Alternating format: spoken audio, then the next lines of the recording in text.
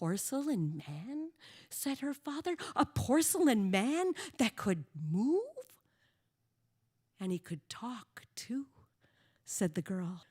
"Well, don't just stand there," he said. "Glue it together again before you forget how. Oh, my goodness, this is going to be wonderful. Why, I'll build a cage for this porcelain man. We'll put it in the cart, and we'll take him all around the countryside. We'll show him to the people at the fairs. Oh, you'll teach him how to dance. You'll teach him to sing. We'll make a big sign. It'll say, 'Come see the dancing teapot,' and people would pay $1 to see him. Oh, this will be wonderful. Quick, before you forget how." And so the girl carefully gathered up those broken pieces of porcelain, and she put them on her blanket, and she started to glue them together. The man drew up a chair to watch, but he soon grew bored and fell asleep.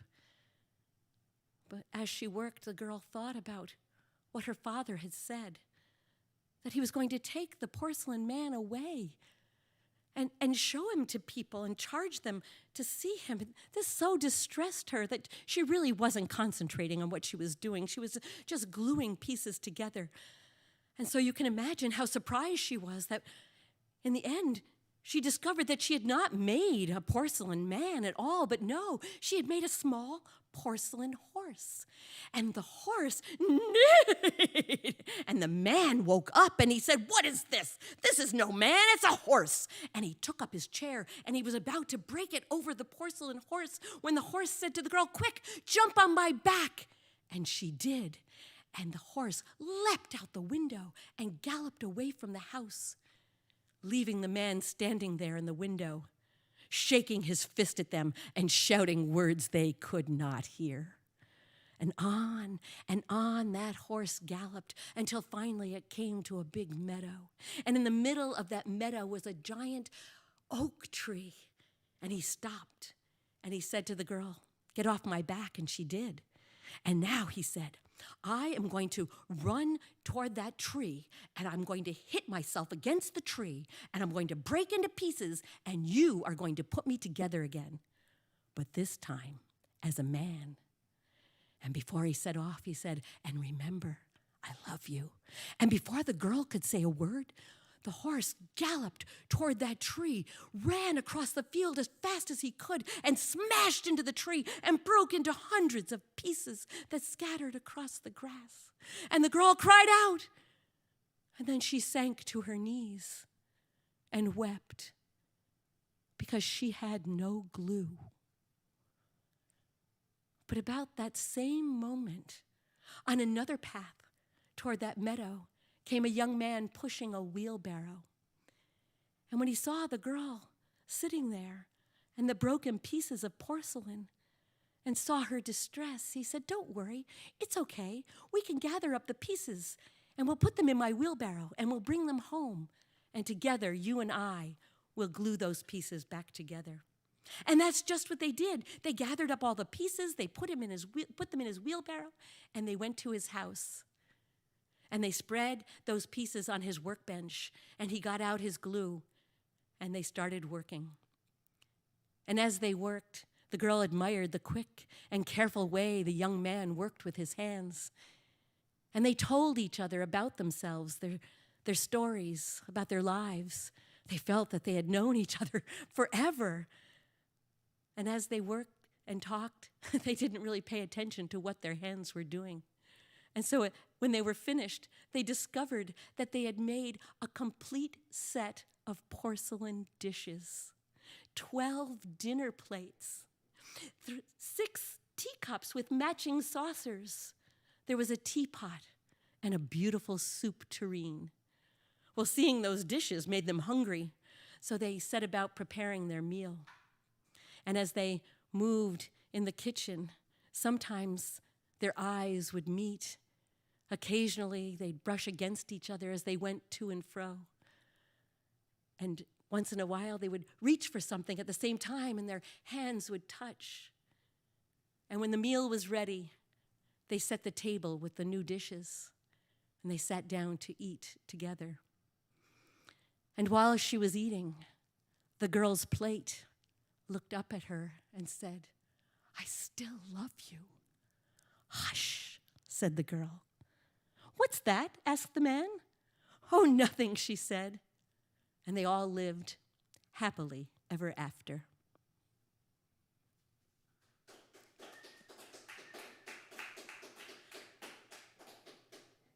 Thank you. That's a story by Richard Kennedy. I found it in a collection of modern fairy tales. It's a beautiful story. The next story I'm going to tell comes from India. And this story happened a very long time ago. A long time ago. So long ago, it was 1974. And in 1974, in a village in northern India, lived a little girl named Gwara Devi. Gwara Devi loved her home. She loved her village there near the Himalayas.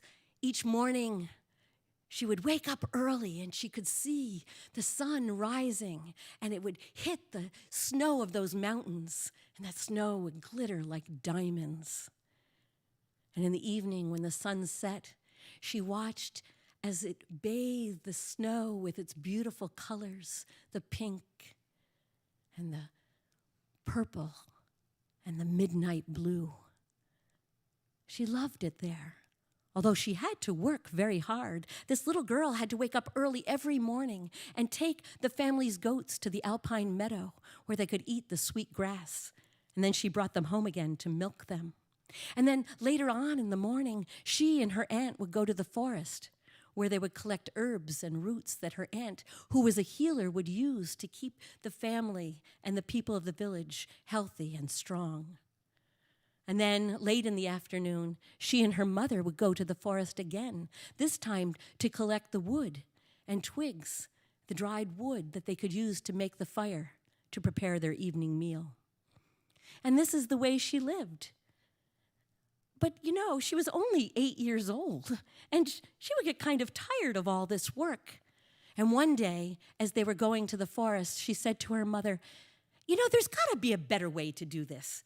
Maybe what we should do is cut down a tree, and we can drag that tree home, and then we can cut off pieces of it to make our fire, and that will be much easier, won't it? And then Gwara Devi's mother looked at her the way that your mother looked at you when you told her that you were going to quit school and follow the Grateful Dead. That's how Gwara Devi's mother looked at her, and her mother said, Gwara Devi, we must never cut down those trees. The trees are our brothers and our sisters. The trees provide shade and home for the animals that live in the forest. They provide shade for the plants that you and your aunt gather every day to keep us healthy. But most important of all, the trees reach down their roots into the earth like hands, and those hands hold on to the dirt to keep us from washing off the mountainside. No, we can never cut down those trees, our brothers and our sisters. Well, Gwara Devi was only 8 years old, and she didn't understand everything that her mother had told her, but she really liked the idea that these trees were her brothers and her sisters. Kind, older, benevolent brothers and sisters who watched out for her. Not like her older brother who teased her, or her younger sister who touched her things without asking. No, these were good brothers and sisters. So one morning when Gwara Devi was coming home from the alpine meadow, she was surprised to hear a sound that was very rarely heard in their village. It was the sound of a diesel truck coming up the mountain. And when she looked, it was not just one truck, but several coming up, driving up that mountain road. Nobody in their village owned a car or a truck, so she was surprised to see them coming this way. So she stopped to watch, and when they reached the forest, the truck stopped, and she watched as some men climbed out of the cabs and went to the back of the truck and took out gas cans and chainsaws and axes and lengths of rope And she was very curious, and Gwaradevi was not shy. So she went up to one of the men and she said, "Why are you here? What are you doing here?" And the man said, "We're here to cut down the trees." "No, no," she said, "you must never cut down the trees. The trees are our brothers and our sisters." And the man looked at her, gave her a strange look, as though he had expected to hear something like this, but not from someone quite so young. And then he just muttered something about, "We're just here to do our job." And he went about, emptying the back of his truck. And Gwaradevi watched for a few moments, and she backed away from the man, and then she turned and she started to run. She ran as fast as her skinny little legs would take her. She ran all the way back to the village, and the goats followed behind her, their bells jangling around their necks. They could barely keep up with her. She was running so fast. And when she reached the center of the village, she found the big gong, the bell that they would ring to tell the people when there was trouble. And she picked up the mallet and she hit that gong. She hit it so hard, bong, that her arms shook, and she hit it again, bong, and her legs shook, and she hit it a third time, bong, and her whole body shook. But the people came running. The women and the children came running from all directions. "What's wrong? What happened? Is someone hurt? What's going on?" And all she could say was, the trees, and she pointed toward the forest.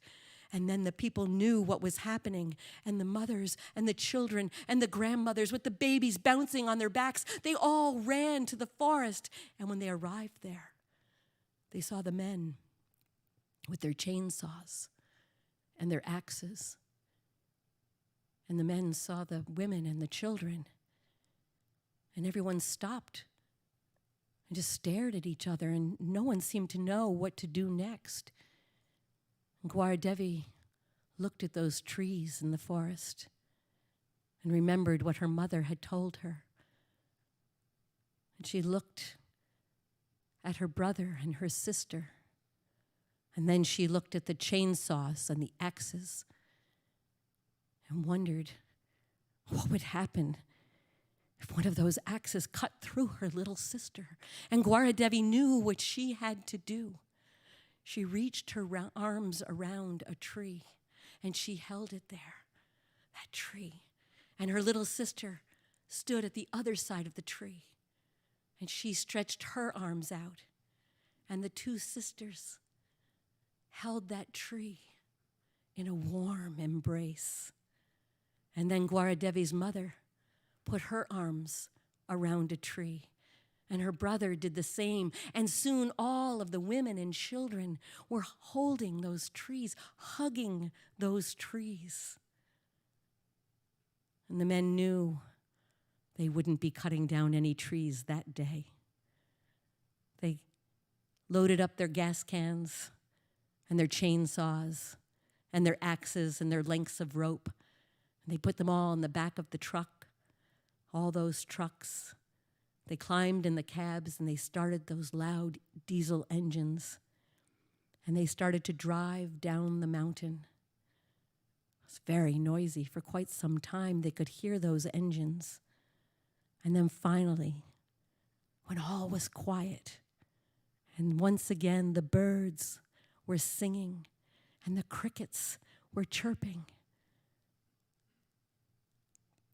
the women and the children let out a cheer, and they danced all the way back to the village. And that night, when the fathers and the uncles and the grandfathers and the older brothers came home, they held a feast, and they all celebrated their peaceful victory for the trees. And that movement, the Chipko movement, spread all throughout India. They call it the Chipko movement because Chipko means to embrace. So if anyone ever calls you a tree hugger, you can be proud to know that story of Gwaradevi who hugged the trees.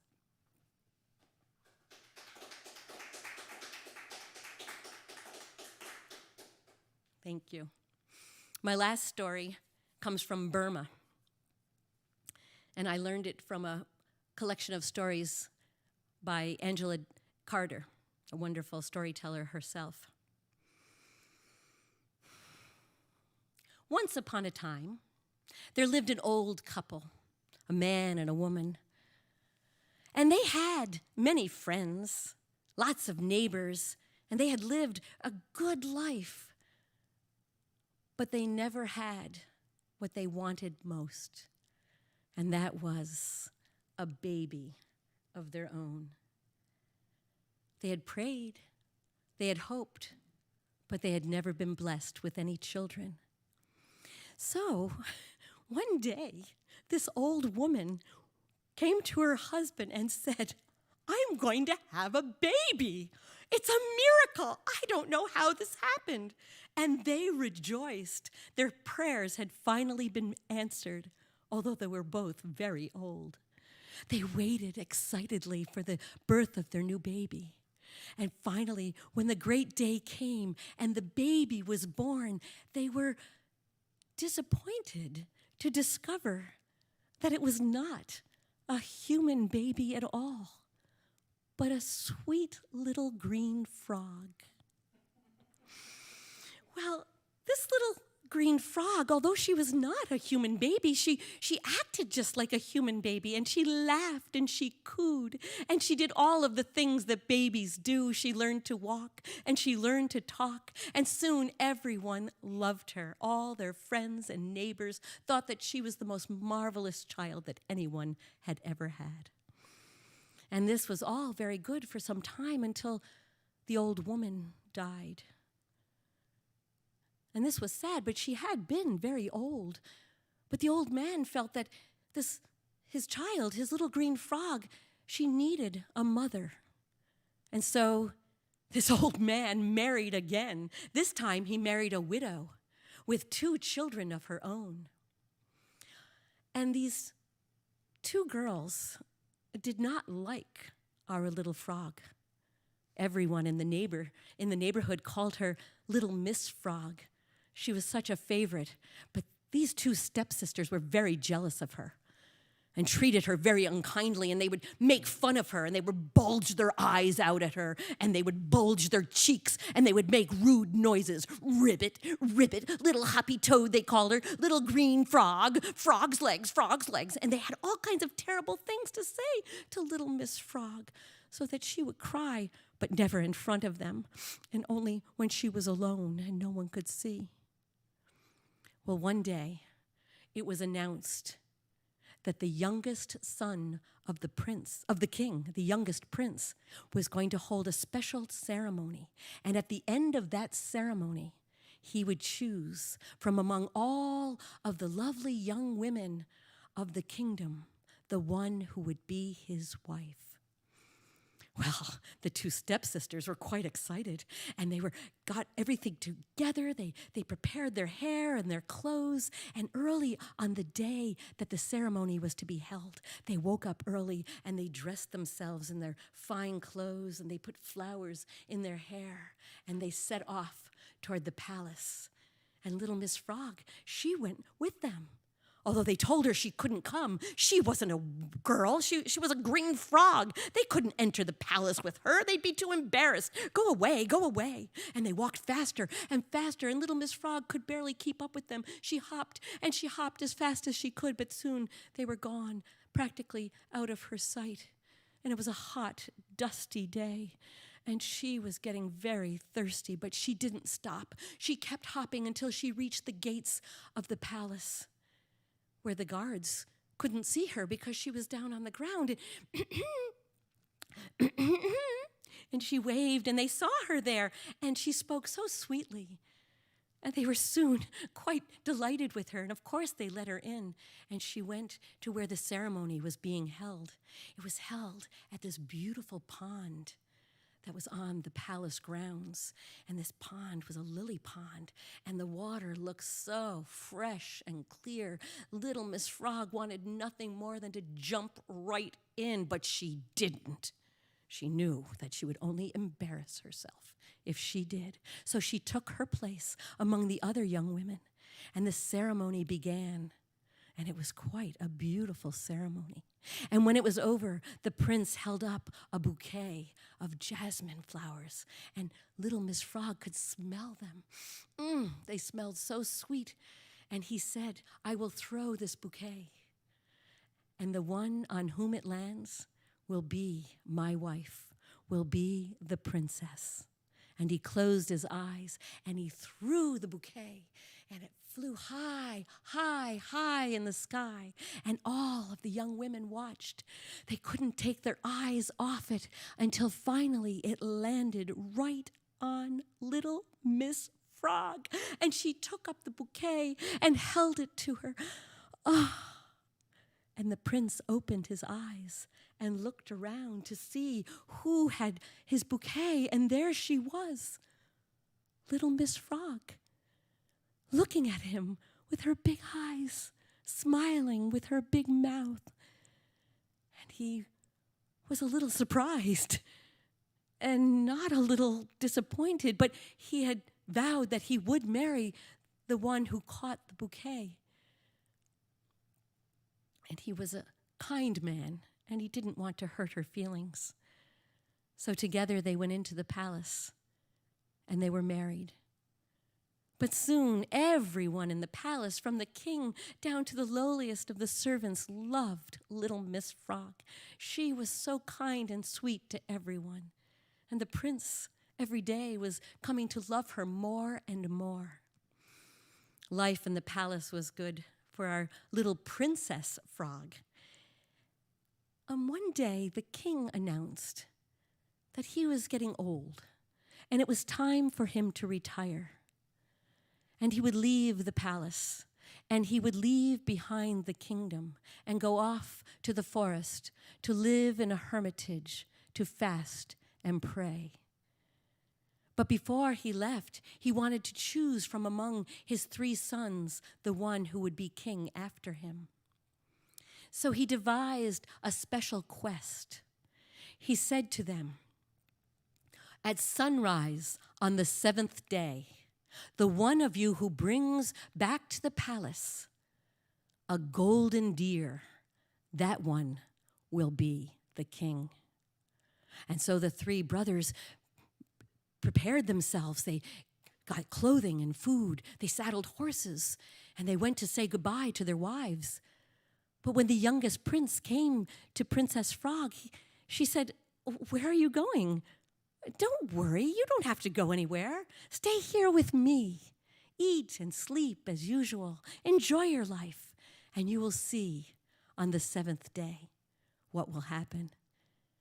And he trusted her, so he stayed home, and he ate, and he slept, and he enjoyed his life as usual. And before dawn on the 7th day, little Princess Frog came to her husband. She woke him up. She said, "Come, follow me." And she brought him out to the courtyard.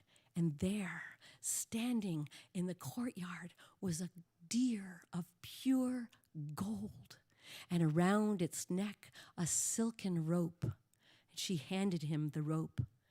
"Bring it to your father." And he led the deer into his father's chamber, where his 2 older brothers already were with their 2 golden deer. But it was clear that the hides of these golden deer were just golden fur, not real gold, like the deer that little Princess Frog had brought him.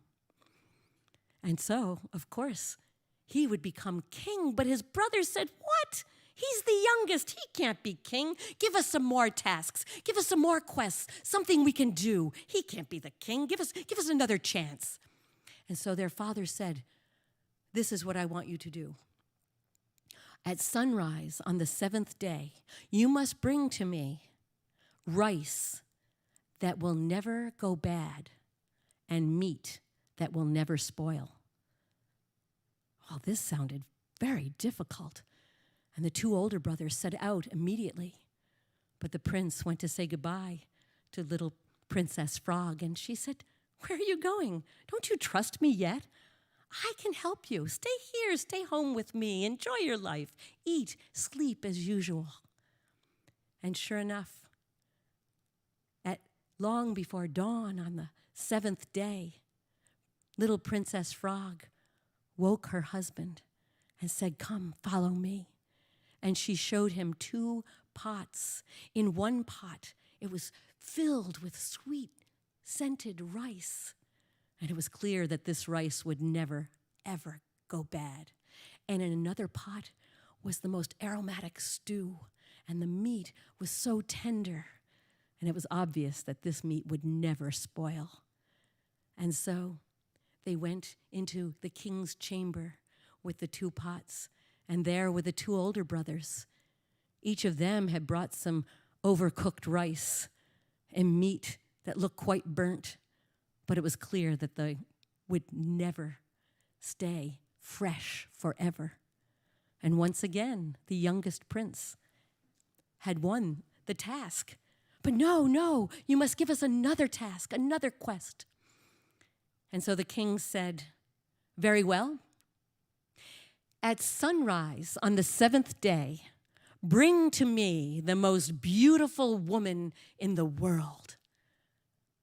Well, the 2 older brothers were delighted with this task because already they were married to the 2 most beautiful women in the world. The eldest brother's wife was so beautiful, she shone like the sun. And the second brother, his wife was so beautiful that she glowed like the moon. Surely there were no other women in the world as beautiful as the 2 of them, and one of them would be declared the most beautiful woman in the world, and her husband would be the king.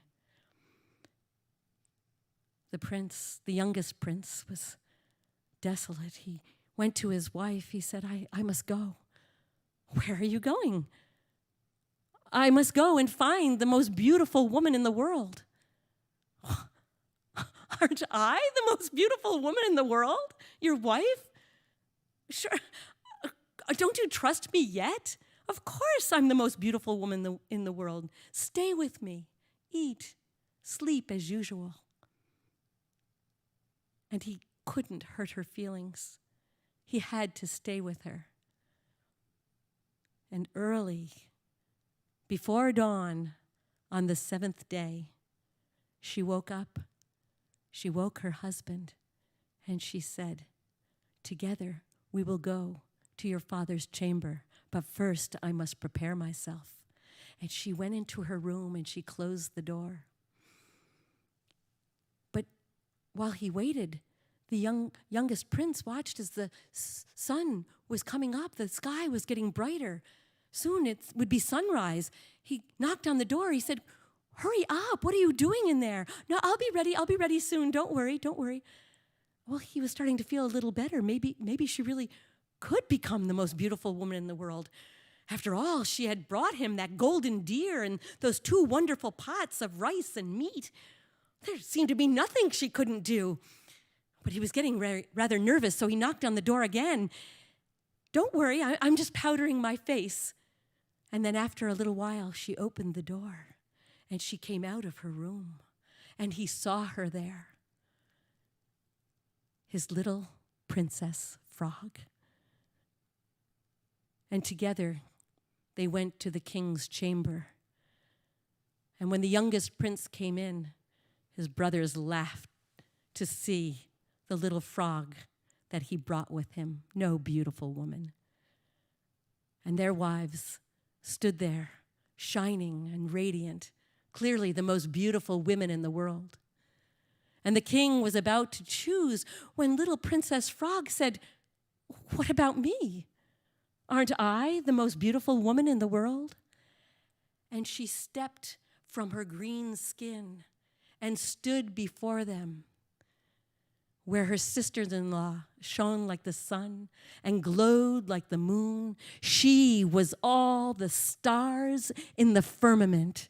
She was the galaxy. She was all of that and more as she sparkled there in front of them. They could barely look at her beauty. So the king said, "Here she is, the most beautiful woman in the world, the wife of the youngest prince." So the youngest prince became the king, and little Princess Frog became the queen, and they ruled well and long. But that night, her husband said to her, "Please, get rid of that green skin. I don't want to see it again." She just smiled. And sometimes, on hot, dusty days, she'll go to her closet and take out that green skin, and she'll put it on, and she'll go to the pond behind the palace that's covered with lily pads, and she dives in, and she swims, and she swims, and she swims. The Frog Maiden.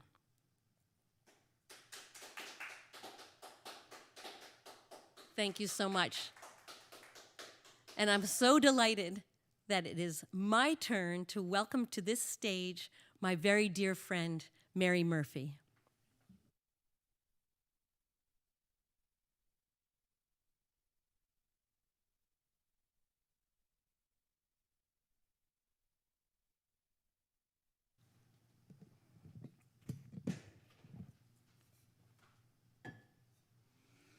Hello, everyone. My name is Mary Murphy, and I thank Claire for that delightful set that we just heard.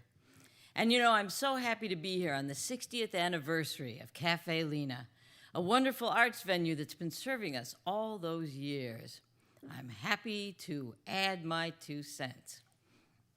And I'm going to start out with Shakespeare's 2 cents.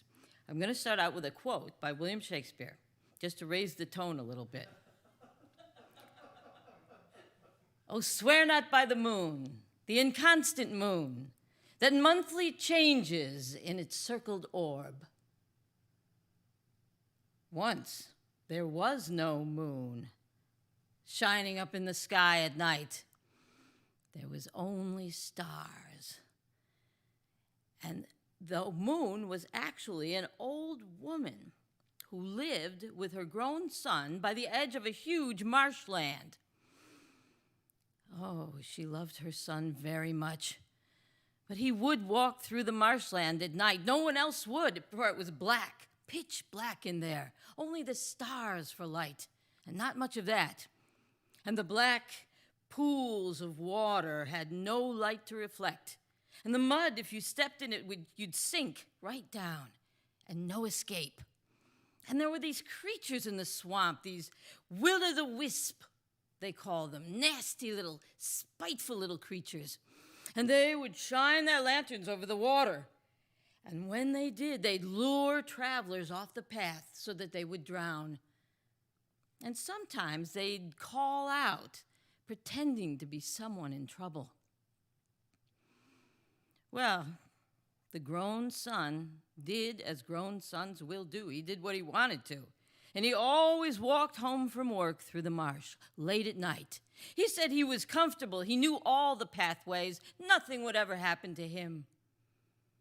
But one night he came home really late. And he was overcome by the darkness of the night. He was lost. And they never found him again. And from that time on, the old woman who loved her son so much, she took to walking in the marshland with a lantern, searching for her son every night and providing light for anyone that was in the marsh so they would never, ever be lost like her son. And she wore a hood and a dark cloak, and she had that lantern, but her face was large and it was reflecting the light from the lantern. It was funny how it did that. But her sorrow at losing her son was so great that her hair turned silvery, and the light that we thought came from the lantern didn't at all. It was burning inside her and coming up into her face. So after a while, she didn't need the lantern at all. She provided the light with her own face and her own hair as she searched every night for her son.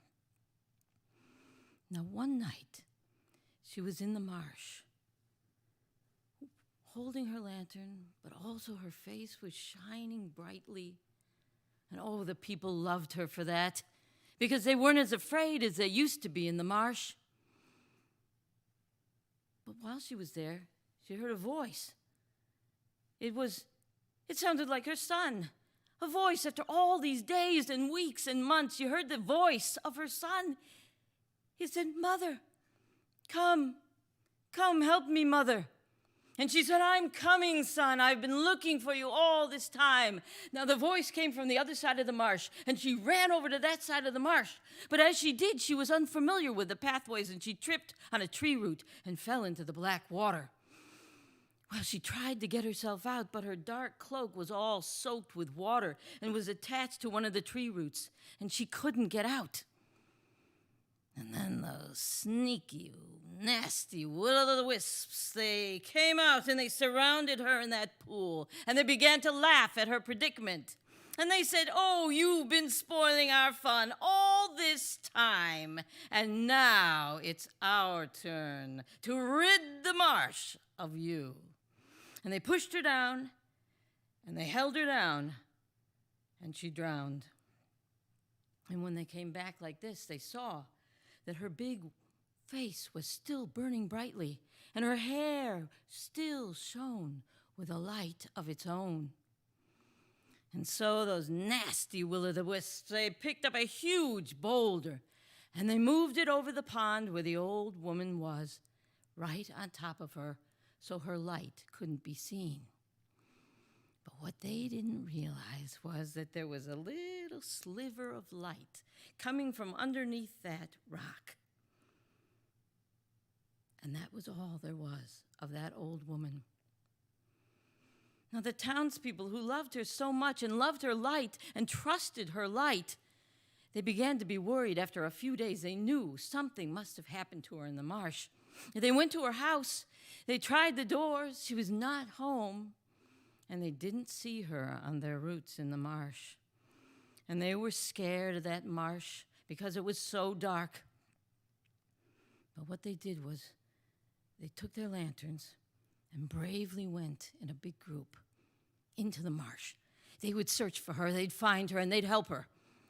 And they began searching and calling out to her, but there was no answer. They couldn't find her, and they began to break up. And two of the bravest of the young men went over to the other side of the marsh, and there saw that sliver of light underneath the rock coming.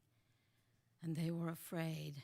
But they called all the people to come, and everyone saw the sliver of light, and they thought they knew what it meant. And so they all took the boulder, which was very, very heavy, and they moved it aside. And there was the old woman with her face shining brightly in her hair, and she was dead. She was drowned. And they all gathered and pulled her out of the water, and the women took off their shawls, and they tied them all together, and they put the old woman onto the shawls. Her body was waterlogged, especially that heavy cloak, and she was heavy. But they all grabbed an edge, and they began to carry her out of the marshland, almost like a funeral procession. And as they went, they began talking about her and saying how grateful they were for all these weeks and months that she showed them the way in the marshland, and how kind she had always been as a neighbor. And the one thing they began to notice as they walked was that her body grew lighter and lighter. And when they got outside of the marshland, they saw that she was not lying on those shawls. She was hovering above them. And she rose up and up and up, and her face grew bigger and bigger and rounder, and her hair shone all around in a glowing light. And when she stopped, she became the moon, and she shone down on the marshland on all the people, and there was plenty of light for them to see by. And whenever they couldn't see her face, they knew, because she had her cloak and her hood on, that she'd turned away to the other side of the world. But she shone the brightest on the marshland to this day.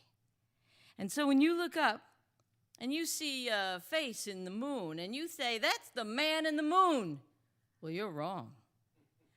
That's the old woman of the marsh. Thank you.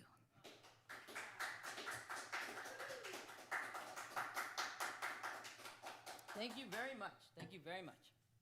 And I'd like to go on now and tell another folk tale. This is an Irish folk tale, and it's one of my all-time favorites. One time, there was a young man and his wife, and they lived on a farm in County Mayo in Ireland. Well, the young man's mother and father lived with them, and the land was poor, and they eked out a living. And they didn't even own that farm. It belonged to the landlord, and he was one of the hard ones, and he took half of everything they grew. But they stuck together and they loved each other. You know, they had problems like all families do. Why, the young man's mother had been blind for 10 years. And the young man and his wife had tried to have a child for the 5 years of their marriage, and no child was born to them. But they stuck together and they put food on the table every night, and they loved each other. But something happened in Ireland. A blight came on the potato crop, and starvation came to their door. Starvation.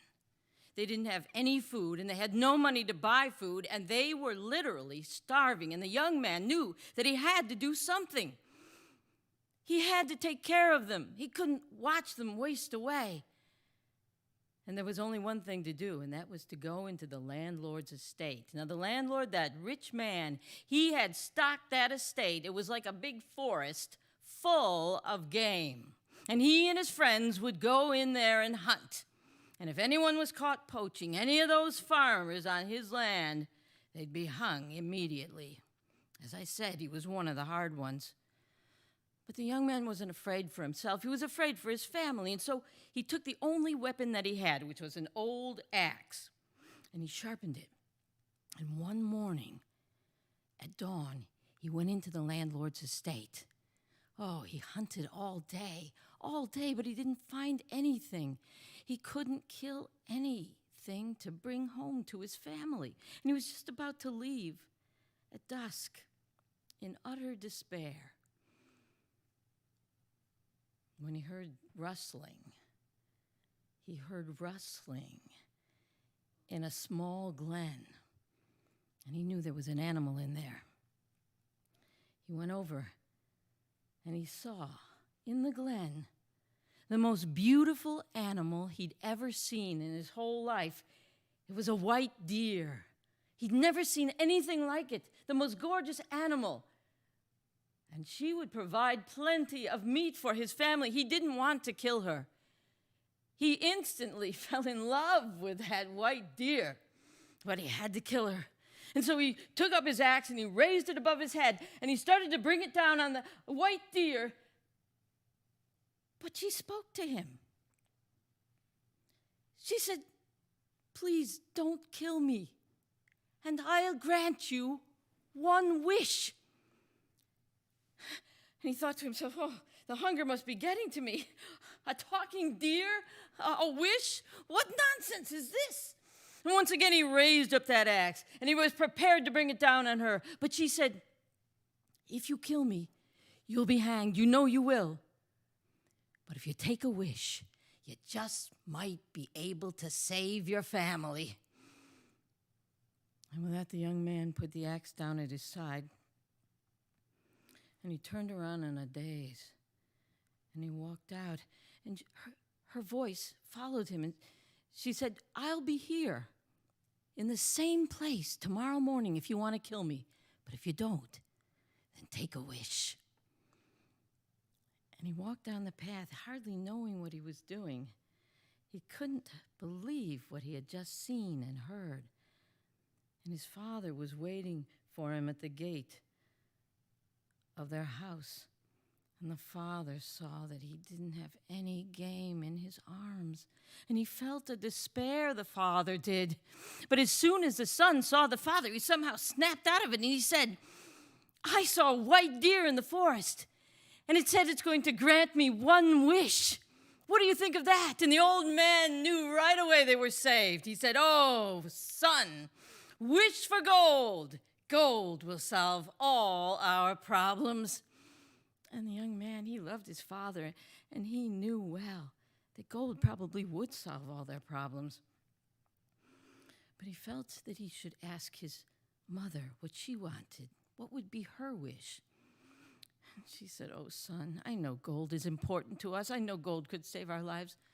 But for 10 years now, I've been blind. I've never even seen the face of your wife. Please, surely, my eyesight would be the best thing to wish for."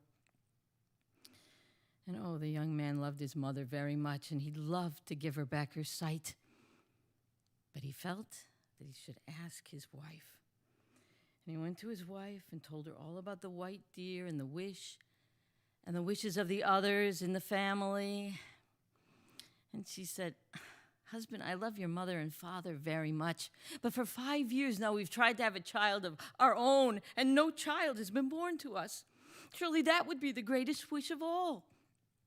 And the young man, he wanted a child more than anything in the world. That would be the best wish. And he didn't know what to do that night. He tossed and turned.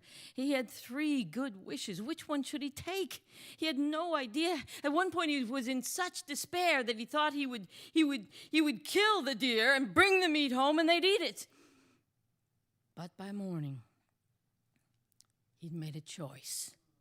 He decided. And he left his axe at home, and he snuck back into the landlord's estate. And there in the glen was that white deer, just exactly where she said she'd be. And she saw that he didn't have an axe, and she said, "You'll take a wish then." He said, I'll take a wish. And she said, "Well, what is it that you want?" And so he took a deep breath and he squared his shoulders. And he said, "I wish my mother could see my wife rocking our child in a golden cradle." And that one wish was granted to that family, and they all lived happily after that.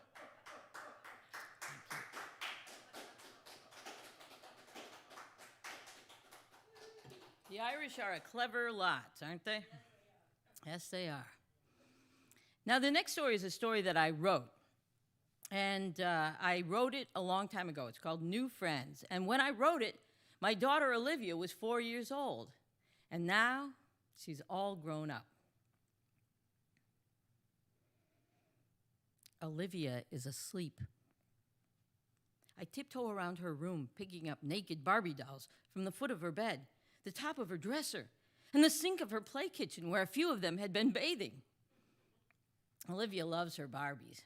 She told me the other day that she would marry Barbie. I didn't mention Ken.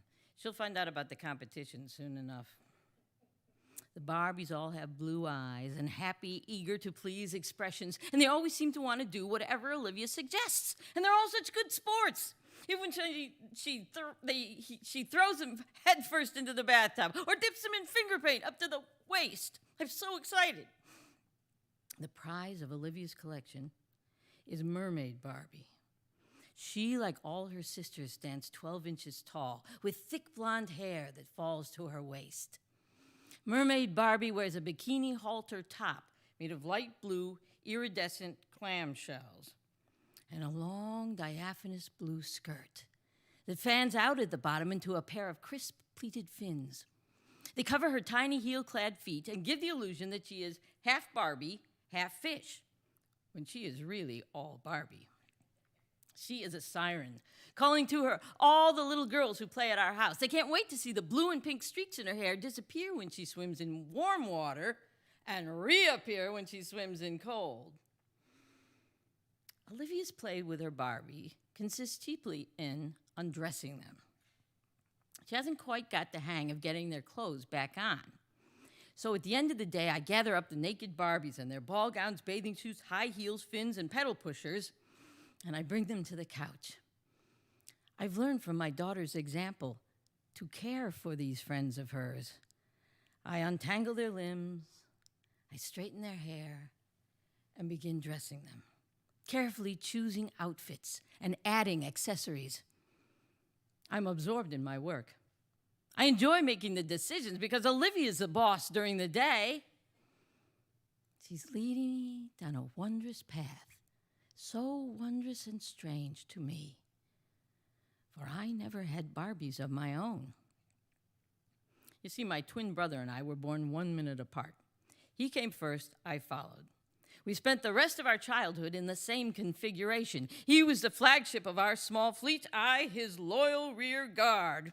Whatever Michael did, played with, or wore, I had to do, play with, and wear too. So my mother bought 2 sets of everything. 2 sets of Mickey Mouse ears, 2 straw cowboy hats, 2 stick hobby horses that we rode around the backyard. We twins were my mother's first children. And up until the time I arrived, she'd been under the impression that little girls wore frilly dresses, hosted tea parties, and played with dolls. It was especially painful to her when one of my aunts or my grandmother presented me with a doll. Without the least twinge of remorse, I'd toss it aside for whatever truck or power tool kit my brother had just received. My explanation for my heartless behavior was simple. Michael doesn't play with dolls.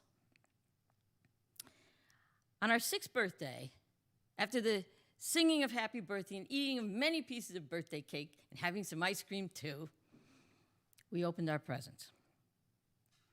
I opened my box to find a beautifully dressed bride doll. My mother had commissioned it to be made by a woman in her office, just for me. The doll was one of a kind and had been called Julia by her creator. Michael got a toy gas station with cars, a pickup truck, 2 attendants, and water-filled gas pumps that really worked. I can't remember much about the way Julia looked. She had a long, gauzy white veil on her head with a comb with pearls on top of it. And her white, scratchy dress winked at me from tiny crystal beads sewn all over it. It looked and felt like the dreaded dress I'd be making my first Holy Communion in later that year. Julia had white gloves, white shoes, white stockings, and she carried a small white purse with a rose on it. Even as I took her from her beautiful pink scented wrappings, I felt my mother's tense, hopeful gaze upon me. She didn't seem to breathe. Even at 6, I sensed the enormous strength of her longing for me to cherish this doll. So I picked up Julia and held her in my arms, seeing all of her. Out of the corner of my eye, I saw Michael setting up his gas station in the living room. I hugged Julia and felt her veil scratch my face and tickle my nose. I held her close while my aunt took a picture. Michael, I noticed, had gone to the kitchen to fill his gas pumps with water. I tried to speak to this doll, but I couldn't think of anything to say. So after checking her little purse to see if it contained money, it didn't. I put her on the chair next to me and told her, I'll be right back. Then, without looking at my mother again, I popped up and made a beeline for the now up-and-running gas station. Michael and I spent the rest of the afternoon filling gas tanks and checking oil and forcing the attendants to drink gasoline and die. Julia continued to sit forlorn and neglected at the dining room table. Years later, my aunt told me that my mother, after she'd cleared the table and said goodbye to my godparents, she took Julia upstairs to her room. She sat on the bed and held that beautiful bride doll and cried for a long time. And then she put the doll back in its beautiful pink scented wrappings and away in the closet. I never asked where she was. But I think of that 6th birthday as I pick out a lovely maroon and gold tea gown for Dance and Twirl Barbie to wear this evening. I slide the puffy tulle sleeves and gold bodice and petticoat layered skirt over her body and satisfy myself that all the seams are straight. I fit her tiny maroon high heels on her perfect little feet. And I see again my mother's face across the dining room table, achy amidst the party favors, hats, and birthday cake. So I hug the Barbie I'm dressing to show my long-dead mother what I've learned about love. Then I place Barbie on the couch with her sisters, stylish and ready for tomorrow's play. Thank you.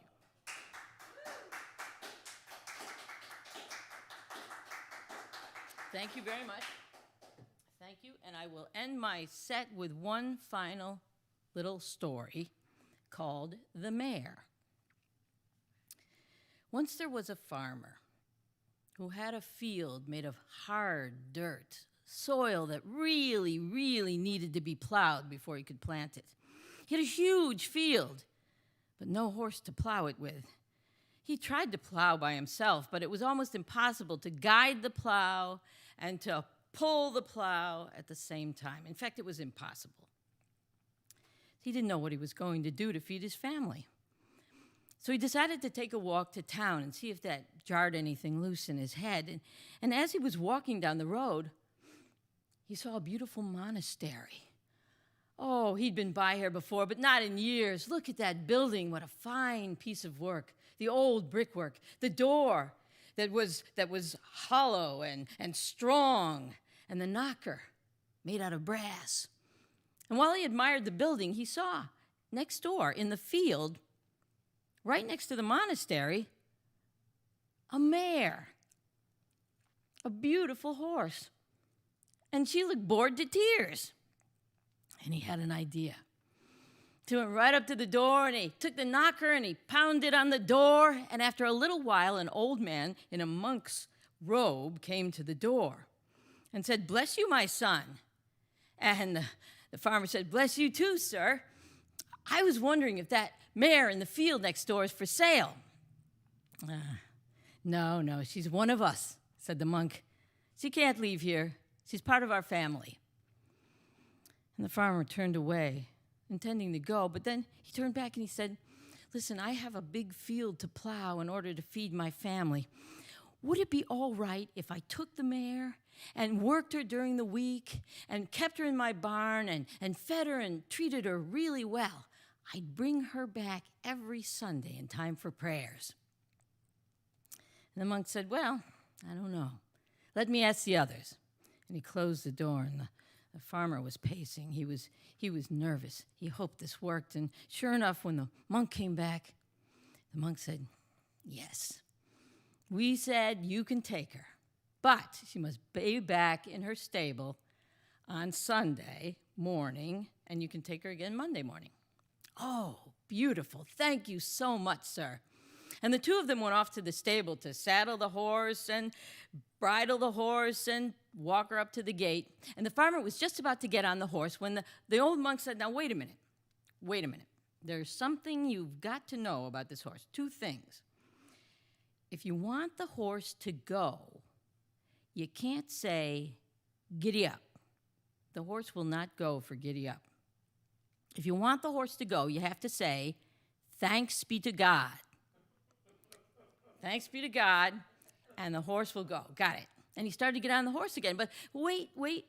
There's something else you need to know. Now, if you want the horse to stop, you can't say, 'Whoa.' The horse will not stop for whoa. If you want the horse to stop, you have to say, 'Hail Mary, full of grace.' Thanks be to God, she'll go. Hail Mary, full of grace, she'll stop." Got it. And he said goodbye to the monk, and he got on the horse, and he said, "Thanks be to God." And that horse took off. Oh, he could feel the power underneath him, feel her love for running. She covered the 10-mile distance to his farm in nothing flat. And when he saw the barn coming into view, well, he said, "Hail Mary, full of grace." And the horse stopped. And he got off, and he walked the horse to the barn. He called his whole family out to greet the new arrival. And they brushed the horse. They took off the saddle and the bridle, and they put a blanket on her, and they gave her oats and carrots. And she was bedded down for the night. And the next morning, she started to work. Oh, Plowing was so much easier with the mare. And sure enough, in no time flat, he got his fields all plowed. And one day he's coming home from the fields. He was just exploring and seeing how the flowers were growing, seeing how the plants were growing. And he just loved being on that horse anyway. When all at once a storm came up. Oh, a wicked, wicked storm full of thunder and lightning. They were drenched in seconds. The thunder was rolling and rolling, and the lightning was crashing down all around them, lightning bolts going right into the ground. And the horse was getting more and more nervous and harder to control. And finally, a lightning bolt came down not 2 inches from her rump, and that was it. She reared up on her hind legs, and she took off running. Oh, she ran and ran and ran, and there was a cliff right up ahead that they could go over if he didn't remember the words to get her to stop. He said, whoa, whoa, no, that's not it. Whoa, whoa. Finally, he was in despair himself, and he prayed, Hail Mary, full of grace. And the horse stopped. Not a hoof's width from the edge of the cliff. They would have been over in a second. And the farmer, he was exhausted, and he was out of breath. But he was very grateful to be alive. And so he raised his eyes to heaven, and in a trembling voice, he said, Thanks be to God! And that's the end of that story. Thank you. Thank you for letting me be here tonight. Thank you. Thank you, and thank you to all who have been watching. I'm now going to bring up our final storyteller for the night, someone who's a real treat to listen to, Kent Busman.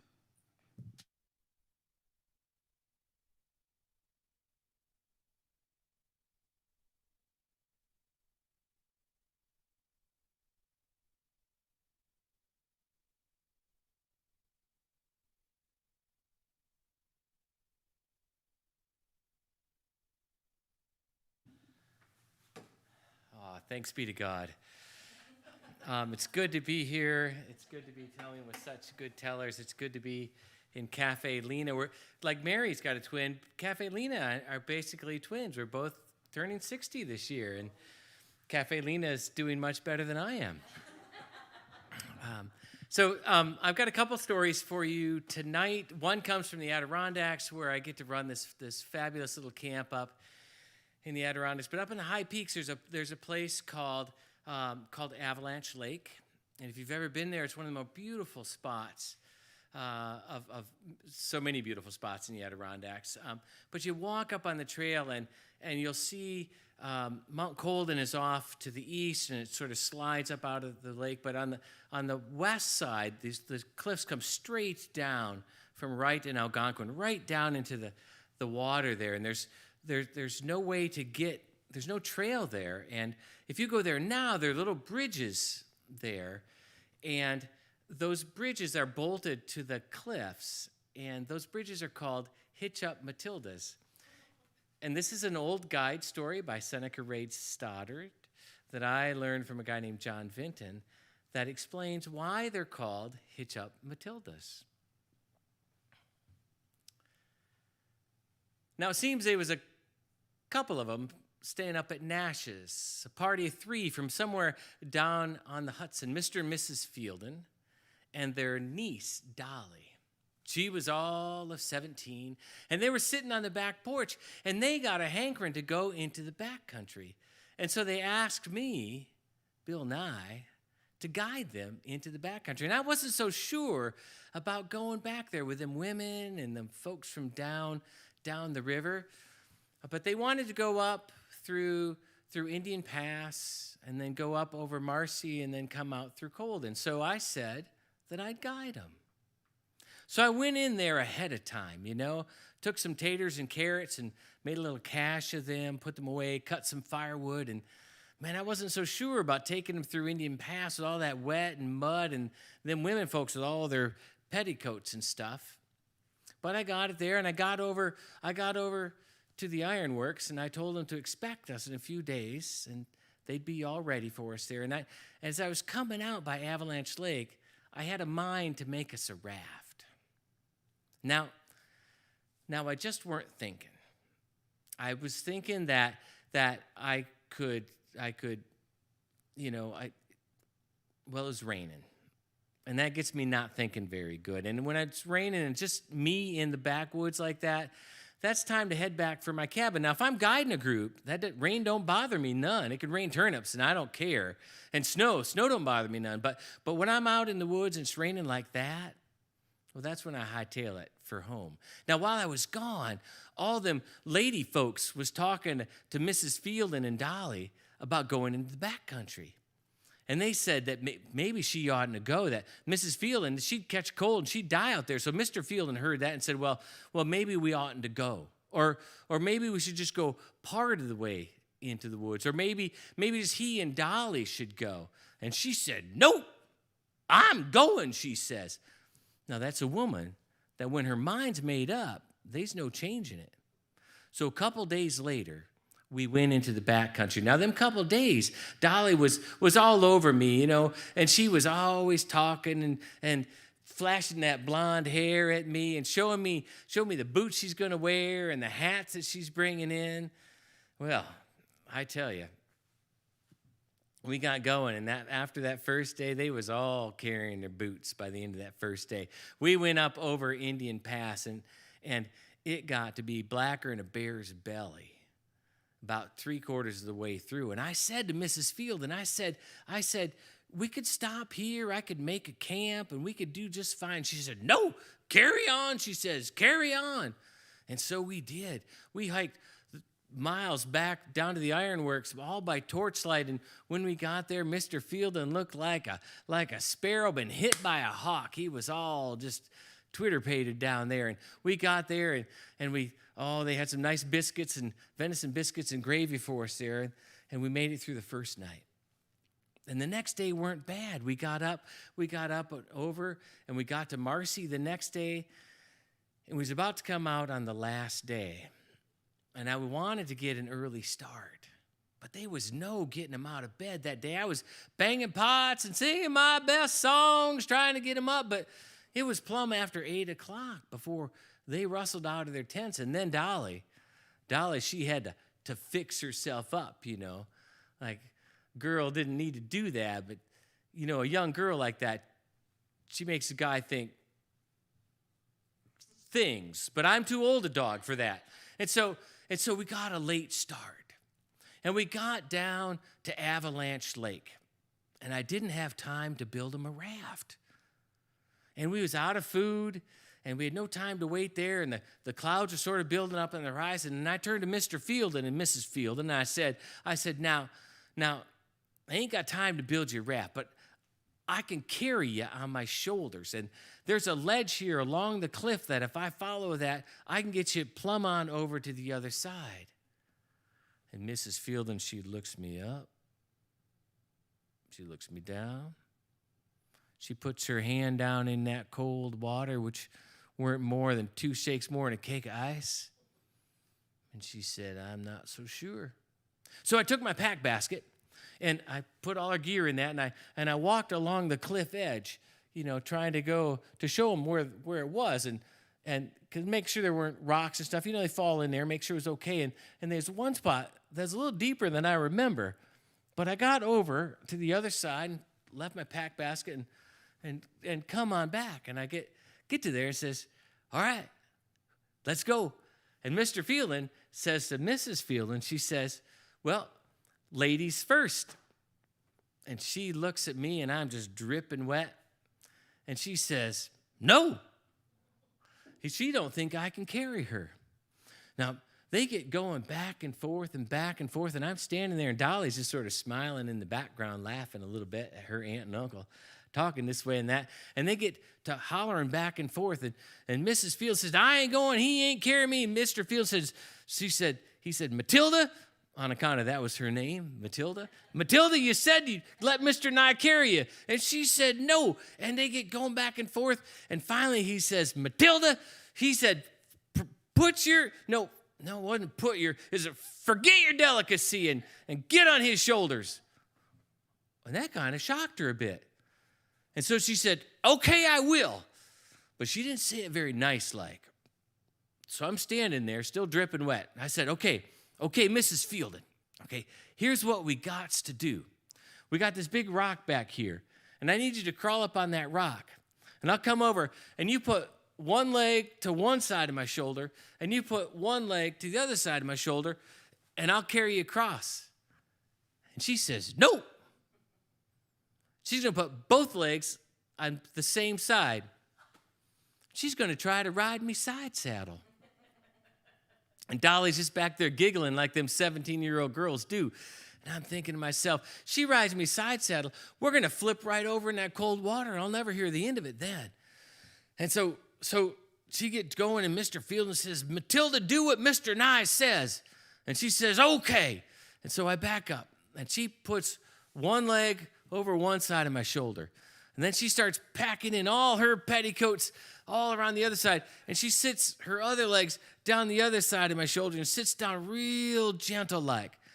Now, just betwixt you and me, I don't think that woman's ever had her legs around a man's shoulders before, but that's a whole nother story. And she sits down, and I back away from the rock, and she starts slipping down. And I go, Mrs. Fielding, you've got to hitch up so I can walk.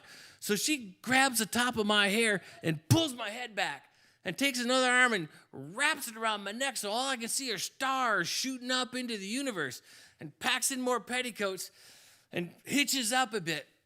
And I can hardly breathe, and I can't really see much.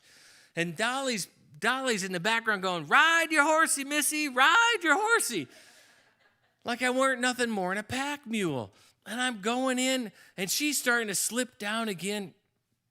And I'm stepping into the water, trying to hang her on that cliff, and her legs start going up and down. And so I grab her legs like this, but it tickles them, you know? And she starts kicking out, and she's like, it's like carrying around a sack of coons on my back. And I never knew a woman had so many moving parts. And he's going over, and she's sliding down. And I'm thinking I'm going to have to turn over backwards to keep her right side up as I get in that water. And then I think, no, wait a minute. Soon as I hit that deep spot and her behind hits that cold water, she'll hitch up. And sure enough, as soon as I hit that spot where it's deep and that water hit her behind, hup, she hitches just as straight as a general, digs her heels in. And she goes, and we go along that cliff edge, and we get to the other side, and I put her down. And then I had to go back and fetch Dolly. No, that's all I'm going to tell you tonight.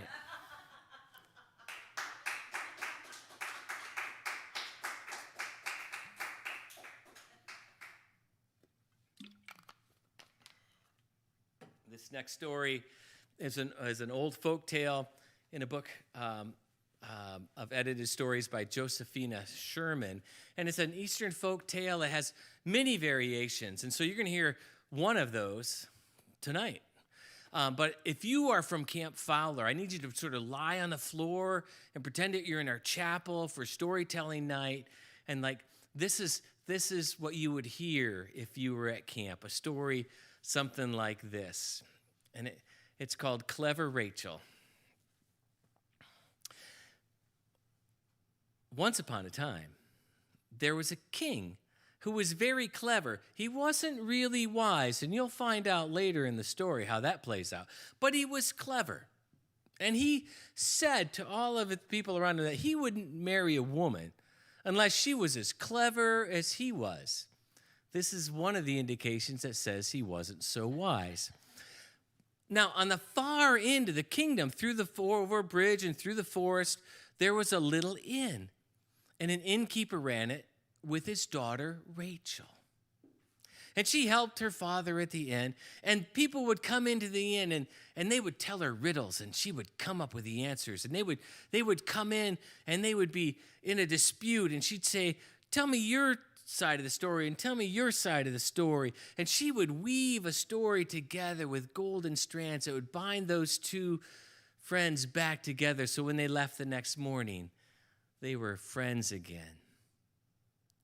Now, word of Rachel's cleverness drifted through the forest to the palace where the king was. So the king said to one of his soldiers, go across go across the forest and give these riddles to Rachel, and we'll see if she's so clever. And he whispered him in the knight's ear, and the knight scratched his head. I said, okay. And he rode his horse through the forest, over the bridge, and through the woods. And he got to the door of the inn, and he was about to open the door, but that's not how knights go into inns. And he kicked the door down, and it fell off its hinges. And he walked in the door, and he drew his sword, and the old man was behind the bar, and he put the sword in the old man's chin and said, old man, the king needs to know the answer to these 3 questions. What is the fastest thing? What is the closest thing? And what is the dearest thing? And the old man said, can I ask my daughter? And he went back to the daughter and said, Rachel, the knight from the king is here, and he's asked these 3 questions, and I don't know the answer, and I don't know what we're going to do, and they're going to burn down our inn, and we're going to lose, and we're going to lose our inn, and we're going to live as paupers the rest of our lives. What are we going to do? And she said, Papa, settle down. Trust in God. Trust in me. Tell me the riddles, and I'll tell the answer in the morning if you sleep very well. So he did, because he trusted in God, and he trusted in his daughter, and he told her the riddles, and he slept very well that night. And in the morning, the old man came back, and the knight was still standing there, because that's what knights do. And he said, have you come back with the answers, old man? And he said, yes, I have. What is the fastest thing? Well, Sir Knight, thought is the fastest thing. What is the closest thing? Oh, Sir Knight, what could be closer than the very earth upon which we stand? Said the knight. And what is the dearest thing? Oh, Sir Knight, love. Love is always the dearest thing. Said the knight, and he put his sword away, and he got on his horse, and he rode back to the king, and the king was pleased with these answers. He thought, this Rachel, she surely is clever. I'd like to meet this Rachel. Go back to the inn, Sir Knight, but she must come to me this way. And he whispered in the knight's ear, and the knight said, really? And the king said, yes. And the knight said, really? And the king said, yes, go. And the knight went, and he rode through the forest, and he got to the forest just as the innkeeper had fixed the door. And he got to the door, and he was going to open the door, but that's not how knights open the door. And he knocked the door down and broke it off the hinges again. And he walked in, and he drew his sword, and he went to the old man behind the bar, and he said, old man, the king wishes to see your daughter, Rachel, but she must come to him neither walking nor riding, neither clothed nor unclothed, and with a gift that is not a gift. And the king said, or the innkeeper said, this is going to take me a minute. The knight said, I'll wait. All right, and he went back, and Rachel. The king asked impossible things. This cannot happen. He's going to burn down our inn. We're going to live as paupers the rest of our lives. What are we going to do, Rachel? And Rachel said, Papa, settle down. Trust in God. Trust in me. Tell me the riddles, and in the morning I will tell you the answers. So the king told Rachel these things, and she said, Papa, sleep very well. And he always listened to his daughter, and he slept very well that night. And in the morning, Rachel said, Papa, I need one of your goats from out back, and I need that fishing net that you have over on the wall over there, and I need give me 2 doves. And he said, really? She said, yeah. Really? Yeah. Okay. So he did it because he trusted his daughter. And so he got these things for Rachel. And so Rachel sat on the goat with her feet on the ground. And she took off her clothes and she wrapped herself in that fish net. And she took the doves in her hand. And this way, she went through the forest and over the bridge and into the city where the king's palace was. And as she approached the palace, the king came down from his balcony in the marble walkway out front to greet her. And she said, Hail, my lord, you sent for me. You sent for me to come, neither walking nor riding. And I'm on this goat, but my feet are on the ground, so you can see I'm neither walking nor riding. And the king looked at Rachel once and said, She's clever. And you see, king, you asked me to come neither clothed nor unclothed, and I'm wrapped in my father's fishnet, so I'm neither clothed nor unclothed. And the king looked at her a second time and said, She is indeed beautiful. But where, said the king, is my gift that is not a gift?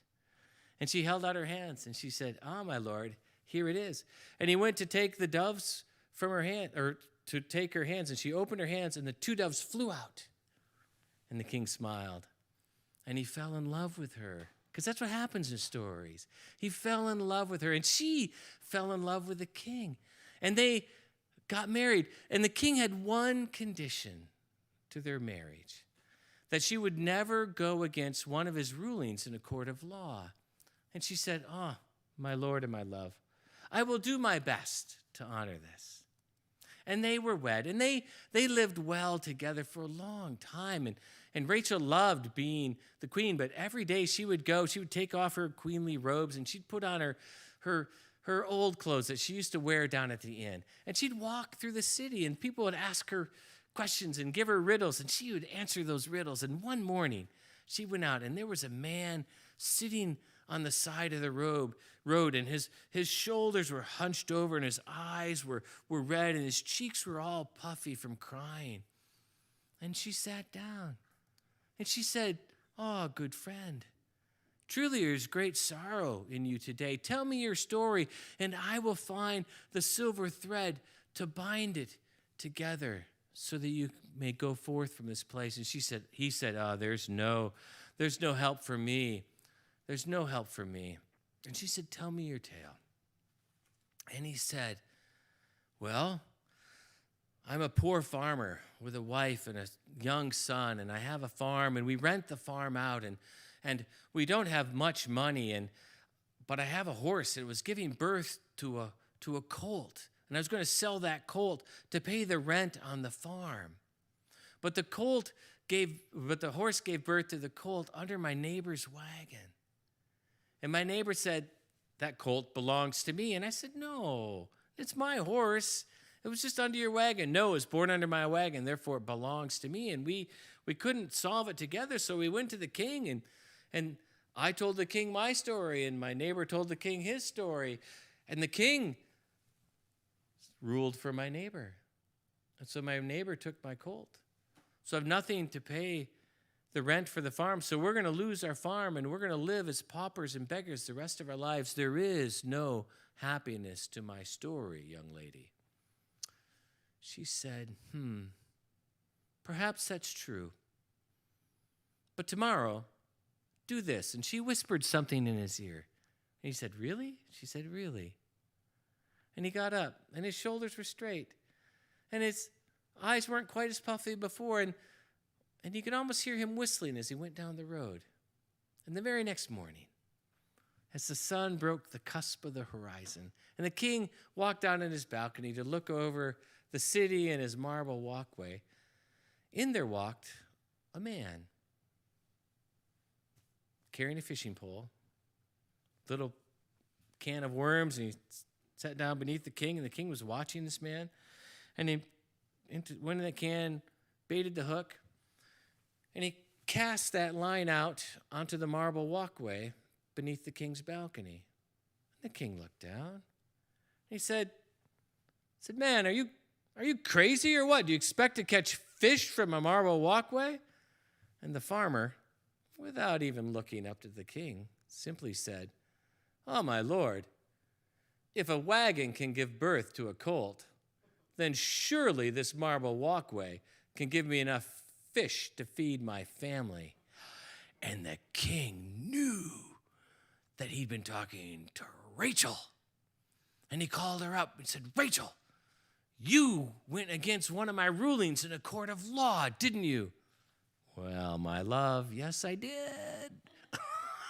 "Oh, Rachel, now I've got to send you away from the kingdom, because that was the deal." I said, She said, "This brings me great sorrow, my love, but a deal's a deal."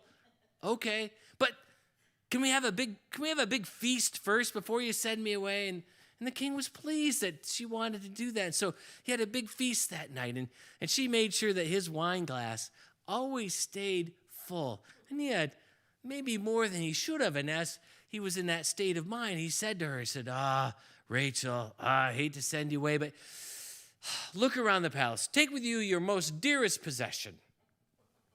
She said, "Okay." And the king got drowsier and drowsier and finally fell asleep at the table. And as soon as the king was asleep, she called her servants, and they wrapped the king up in warm blankets and put the king in the back of a wagon. And they harnessed up her horse, and she said, "Get up." Or she said, "The Lord be with you," or whatever it was. Go. And the horse went into the woods and over the bridge and into the dark forest. All night she rode. And in the morning, the king woke up, and he heard the sound of birds singing. And he heard a creek flowing, a waterfall going, and he looked and he saw a small inn with a door with new hinges on it. And his head hurt, but he said, "Where am I?" And a voice that was very familiar to him answered, and she said, "Ah, you're at my father's inn at the far end of the forest." And the king, scratching his head, said, But how did I get here?" And she leaned over and got into the eyesight of the king lying in the back of the wagon, and she said, Ah, my lord, you said I could take with me my most dearest possession. And what I hold most dear is you, my love." And the king looked at Rachel once, and he saw that she was clever. And he looked at her twice, and he saw that she was beautiful. And he looked at her a third time, and he realized there's a difference between being clever or being wise. And deciding to be wise this time, he asked her for forgiveness. And she said, "I do forgive you, my love, but will you promise to never go issue a ruling without discussing it with me?" And he said, "I do." And the two of them got in the wagon and rode back to the palace. And there, the two of them, the king and Rachel, ruled the kingdom wisely and justly till long after their hair turned the color of the new fallen snow. Rachel the Clever.